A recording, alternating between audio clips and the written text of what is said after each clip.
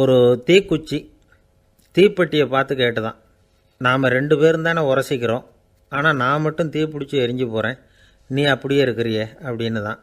அதுக்கு தீப்பெட்டி சொல்லியிருக்குது, உனக்கு தலையில் கணம் இருக்குது அதனால் அழிஞ்சு போகிற அப்படின்னு தான். எப்படி இருக்கு பாருங்கள் இந்த பதில்.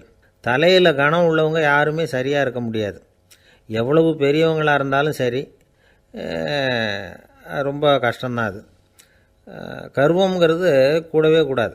இதை விளக்கிறதுக்கு மகான் ஒருத்தர் ஒரு சம்பவத்தை சொல்கிறார். அர்ஜுனன் தீர்த்த யாத்திரை பண்ணானா. அப்போது தென்னிந்தியாவுக்கு வந்திருக்கிறான். ராமேஸ்வரத்துக்கு போனப்போ அங்கே இலங்கைக்கு கல்லுலாம் அடுக்கி போடப்பட்டிருந்த பாலத்தை பார்த்தானா. ஒரு சின்ன குரங்கு அதுக்கு பக்கத்தில் விளையாடிக்கிட்டு இருந்திருக்கு.